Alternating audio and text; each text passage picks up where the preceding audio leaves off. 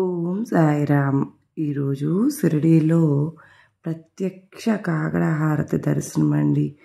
మనం చూడగలుగుతున్నాము ద్వారకామాయిలో. అంటే మన జన్మ ఎంత ధన్యం. నిజంగా లౌకికపరమైనటువంటి ఈ సాగరాన్ని దాటటానికి నావికునిపై విశ్వాసం ఉంచాలి కదా.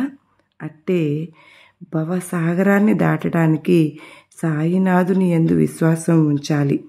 మరి బాబావారు మనకు ఇంత అదృష్టాన్ని కలిగిస్తూ ఉన్నారు.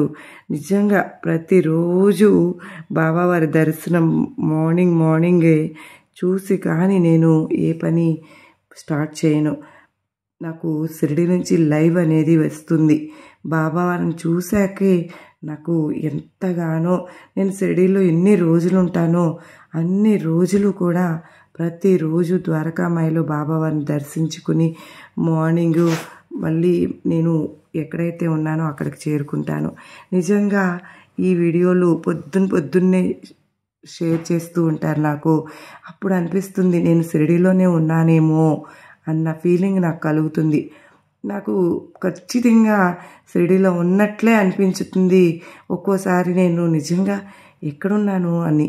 ఎందుకంటే షిరిడీలో నేను ఉన్నప్పుడు ఇలాగే ప్రతిరోజు నేను దర్శనం చేసుకుంటాను కనుక బాబావారు మనకు అంటే నేను షిరిడీలో ఉన్నాను, నాకు బాబావారు ఇంటికి వచ్చిన ఫీలింగ్ అనేది ఉండదు.